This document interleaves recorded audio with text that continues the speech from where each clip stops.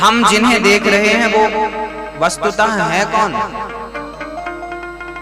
हम देखते हैं ये स्त्री है, ये पुरुष है, ये वृक्ष हैं, ये पशु हैं, ये पक्षी हैं, हम ऐसे देखते हैं। जबकि श्री सुखदेव भगवान कहते हैं जिसे जल्दी मरना हो, जिसके सिर पर मृत्यु खड़ी है, उसे अपना दृष्टिकोण बदल देना चाहिए। अच्छा, आप में से भगवान को पाना कौन कौन चाहता है? सब चाहते हैं। सबको लगता है कि हम भगवान से मिलने, हम भगवान तक पहुंच जाएं। अच्छा, भगवान तक पहुंचने के लिए, भगवान से मिलने के लिए एक शर्त है। शर्त क्या है? बोले आपको सब में भगवान देखना पड़ेगा। पहली शर्त है कि आपको सब में भगवान देखना पड़ेगा। कैसे? आपकी माँ कौन है? भगवान है। पिता कौन है? माता पिता भगवान होते हैं। पत्नी के लिए पति कौन है? भगवान है। छोटे छोटे बच्चे किसका स्वरूप है? भगवान का स्वरूप। तो हर जगह ये वृक्ष क्या है? ये भगवान ही तो है। जहां नजर जाए, जिस पर नजर जाए, उसे यही समझो कि परमात्मा ही इस रूप में खड़ा है। गोस्वामी जी ने समर्थन किया इस बात का, सी राम मैं सब जग जाने। सब में किसको देखना चाहिए? ईश्वर को।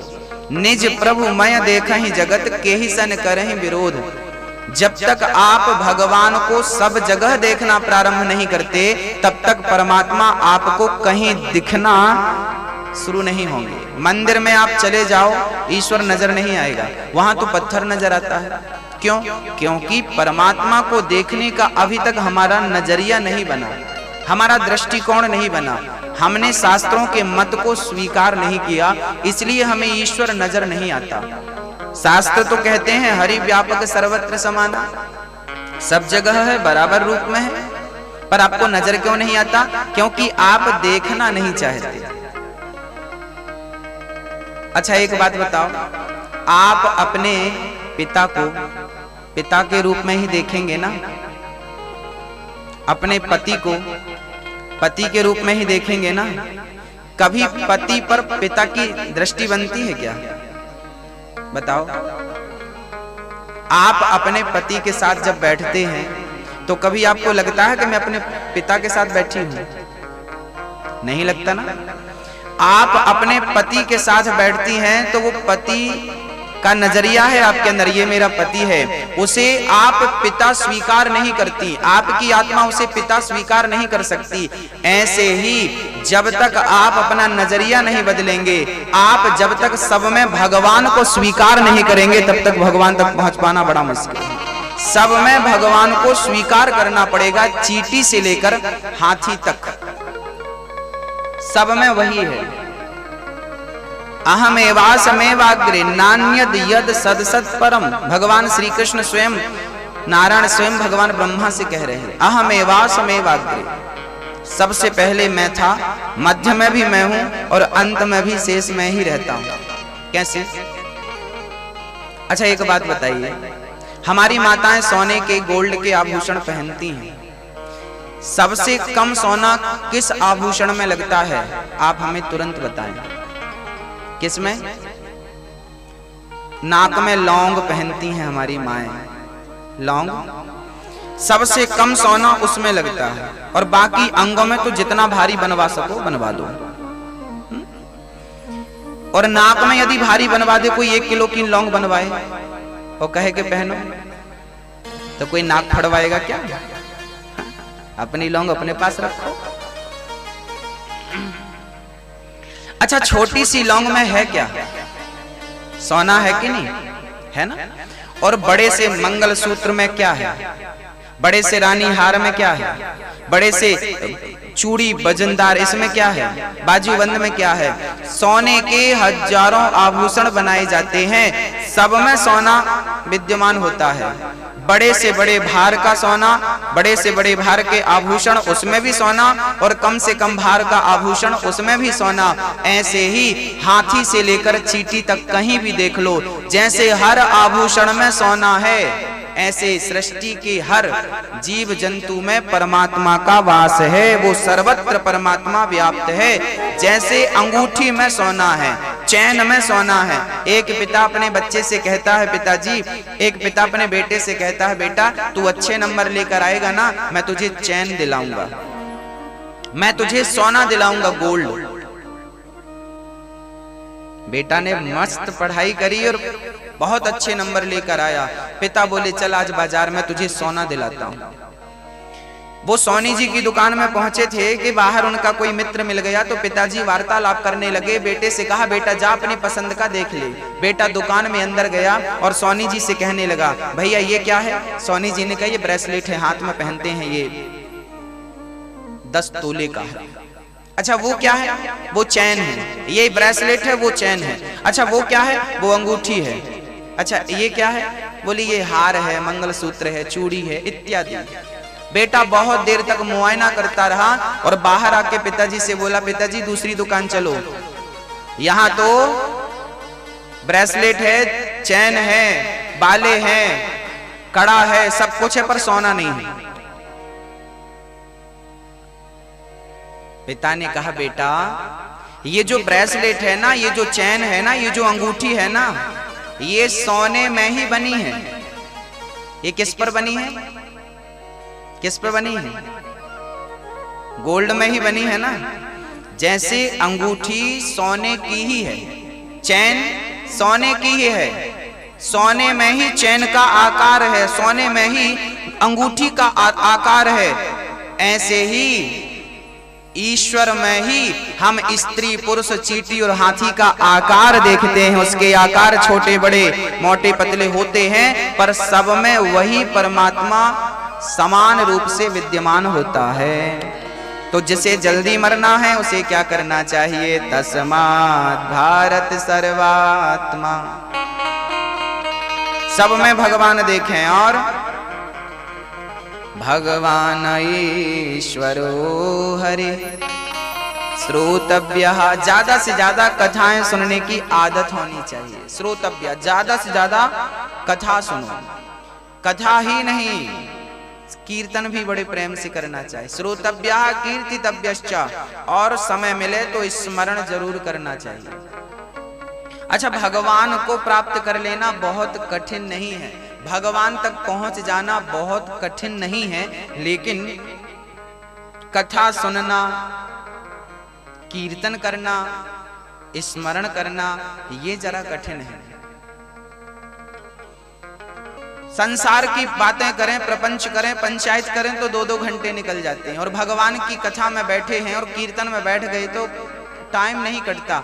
उनका टाइम नहीं कटता जिनका मन नहीं लगता। अरे जिनका मन ऑलरेडी लगा है वो तो चाहते हैं कितनी कथा मिल जाए, कितनी कीर्तन मिल जाए, कितना सत्संग मिल जाए।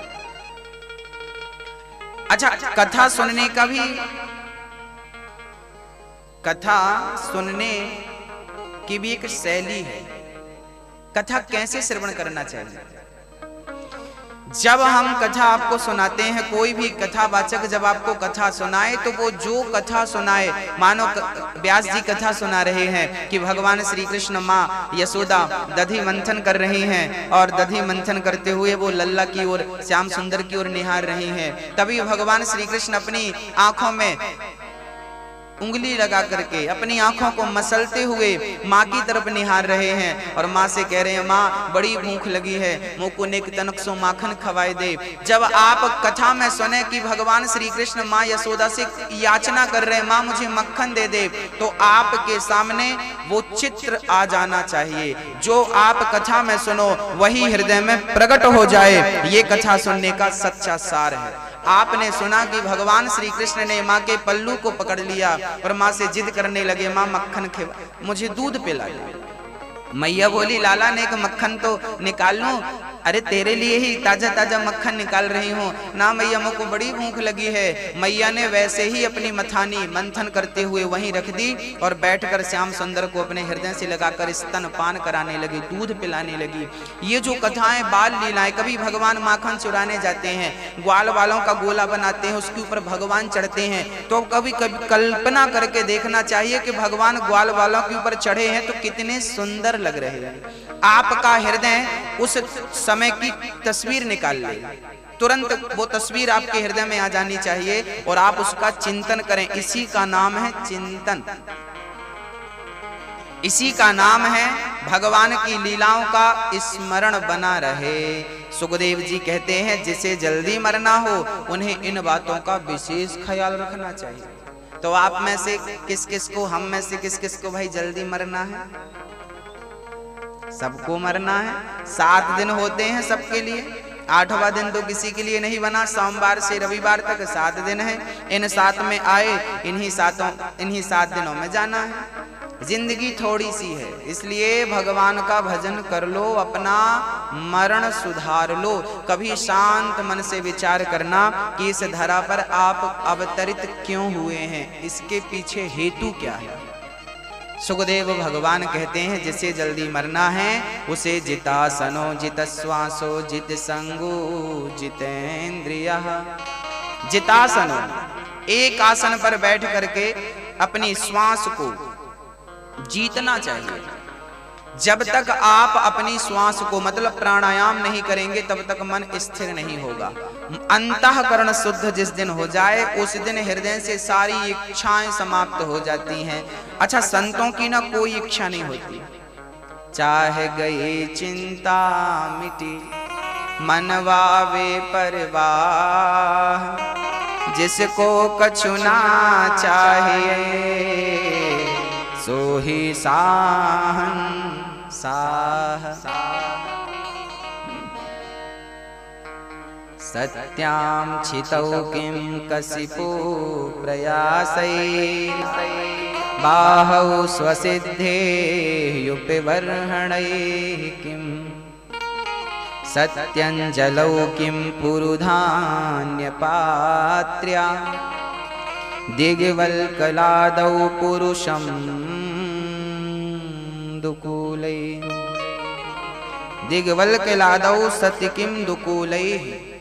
श्री सुखदेव भगवान कहते हैं जब जमीन पर सोने से काम बनता है तो पलंग के लिए प्रयास करने की क्या आवश्यकता है। सुखदेव भगवान का अभिप्राय यह है कि अधिक संग्रह हमें नहीं करना चाहिए। जितना अधिक संग्रह आप करेंगे उतने दुखी आप होंगे। अच्छा, एक बात बताओ, आपको हरिद्वार जाना है तो हरिद्वार जाना है या कहीं की यात्रा में जाना है या कहीं रिश्तेदारी में जाना है, तो सबसे अच्छी यात्रा किसकी है? जिसके पास सामान ज्यादा है उसकी यात्रा अच्छी है या जिसके पास सामान कम है यात्रा उसकी अच्छी है?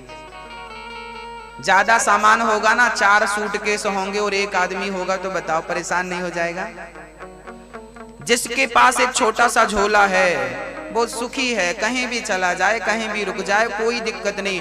ज्यादा सामान वाले परेशान होते हैं। यात्रा उनकी दुखदाई होती है जिनके पास अधिक सामान होता है। जिनकी आवश्यकताएं कम है वो कम सामान लेके जाते हैं और यात्रा बहुत सुखमयी होती है। ये जिंदगी की यात्रा है, यहाँ पे जितना कम से कम सामान हो सके उतना कम से कम इकट्ठा करना चाहिए। पर लोग तो अज्ञानवश बहुत इकट्ठा कर लेते हैं और वही इकट्ठा, वही संग्रह उनके दुख का कारण बनता है। अच्छा, जब आपकी शादी नहीं हुई थी तब आप सुखी थे कि आजकल सुखी हो? हाँ मैया जी आपसे पूछ रहे हैं। भैया जी आप भी बोल सकते हैं। जब आपकी शादी नहीं हुई थी तब आप सुखी थे कि आजकल सुखी हैं? आज तो शादी भी हो गई, बच्चे भी हो गए। पहले चिंताएं कम थी, पहले टेंशन कम थी, पहले सुख ज्यादा था, आज दुख ज्यादा हो गया। क्योंकि पहले सामान कम था, अब सामान ज्यादा हो गया। पहले एक छोटा सा बैग ही था, अपनी अपनी पर्सनल जिंदगी थी, छोटा सा सामान रख लिया। अब जिंदगी में इच्छाएं ज्यादा हो गई हैं, अब बड़े बड़े सूटकेस तैयार हो गए। बेटे का सूटकेस, बेटी का सूटकेस, पति का सूटकेस, सास का सूटकेस, ससुर का सूटकेस। ससुर तो खुद एक सूटकेस है, सास तो खुद एक सूटकेस है, पति तो खुद अपने आप में एक सूटकेस है। इतने सारे सूटकेस, बच्चे खुद अपने आप में एक सूटकेस है। तो इतने सारे सूटकेस हो गए हैं, बताओ यात्रा दुखदाई नहीं हो जाएगी? इसलिए सारे सूटकेस हटाओ, एक छोटा सा बैग रखो, उस बैग में राम नाम की पूंजी रखना और सीधे यात्रा में निकल पड़ना, परमात्मा तक पहुंच जाओगे। अधिक लेकर गए तो ना घर के रह जाओगे ना घाट के रह जाओगे। इसलिए संत जन कहा करते हैं कि मरते समय मोह को त्याग देना, सारी कामनाओं को खत्म करना। चीराणि किम पथि न संति दिशन्ति भिक्षाम, नैवांघ्रिपः परिभ्रतः सरितोऽप्यशुष्यन्। श्री सुखदेव भगवान कहते हैं, जब पहनने को रास्ते में चिथड़े मिल जाते हैं तो व्यर्थ में इतने सारे कपड़ों का संग्रह क्यों करें। सुखदेव भगवान बड़ा अद्भुत ज्ञान राजा परीक्षित को देते हैं। राजन, भगवान की उपासना करनी चाहिए, जिसे जो चाहिए है उस देवता की वो उपासना करे।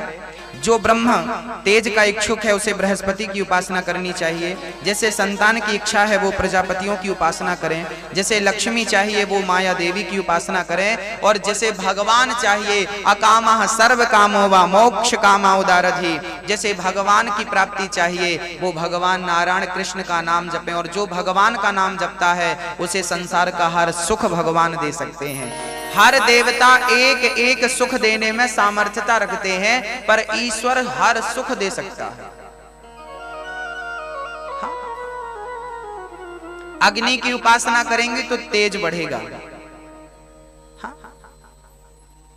अन्न चाहिए तो अदिति की उपासना करेंगे तो अन्न बढ़ेगा। लेकिन भगवान कृष्ण की उपासना कर लेंगे, राम की उपासना कर लेंगे तो अन्न भी बढ़ेगा, तेज भी बढ़ेगा, लक्ष्मी भी बढ़ेगी, धन धान्य भी बढ़ेगा, पद प्रतिष्ठा भी बढ़ेगा, सब कुछ बढ़ेगा यदि भगवान की प्राप्ति हो गई तो।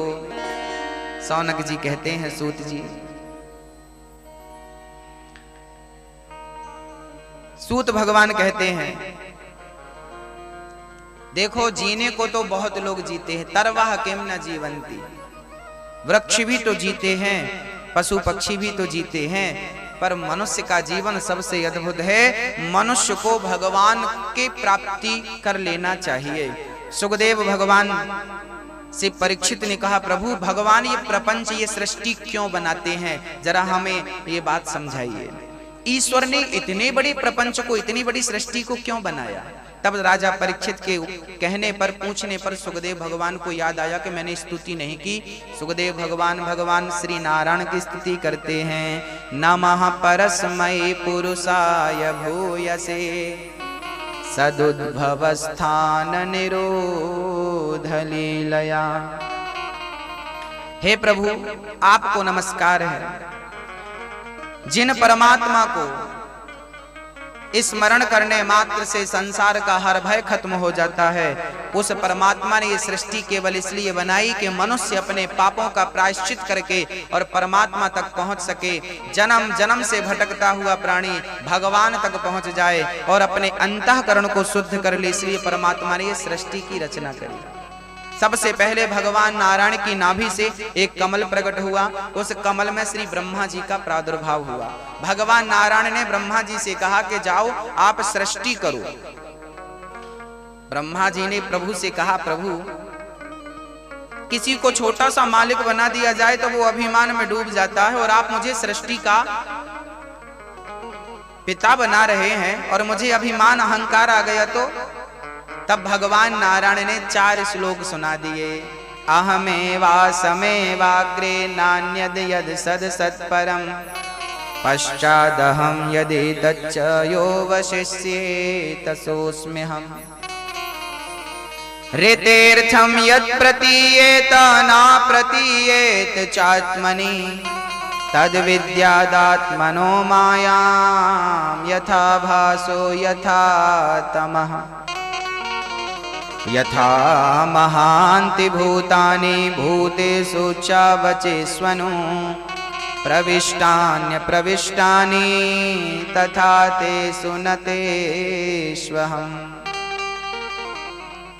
एतावदेव जिज्ञासं तत्त्वजिज्ञासुनात्मनः अन्वयव्यतिरेकाभ्यां यत् स्यात् सर्वत्र सर्वदा। भगवान नारायण ब्रह्मा से कहते हैं अहंकार उन्हें आता है जो अपने आप को कर्ता मानते हैं। अच्छा, आप में से किस किस को अहंकार है, अभिमान है? जिनको है वो हाथ उठा सकते हैं। एक ने भी हाथ नहीं उठाया,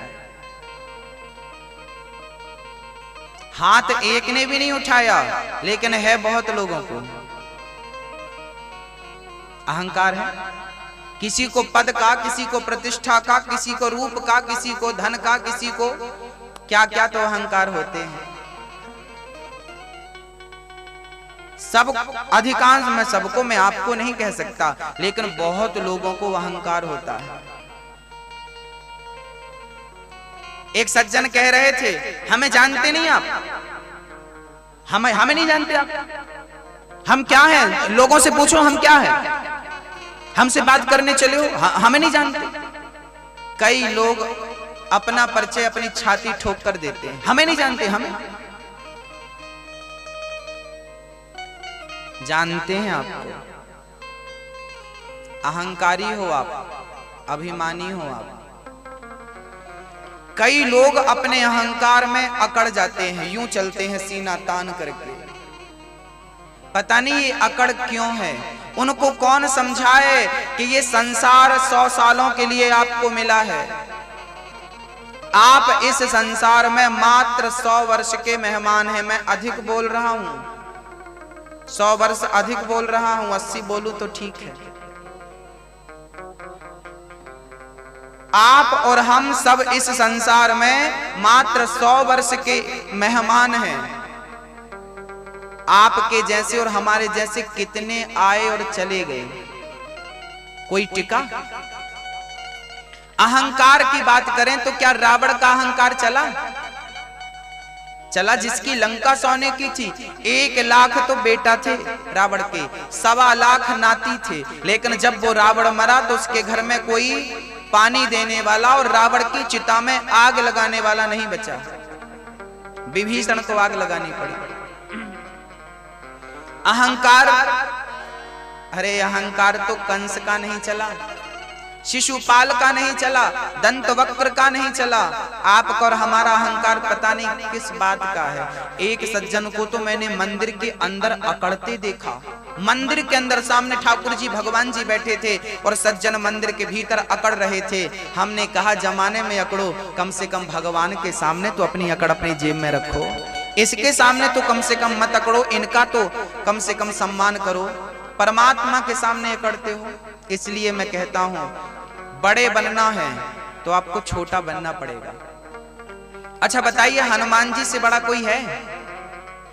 लेकिन वो हनुमान जी जब लंका गए तो छोटे बनकर गए कि नहीं? मसक समान रूप कपि धरी, अति लघु रूप पवन सुत लीन्हा।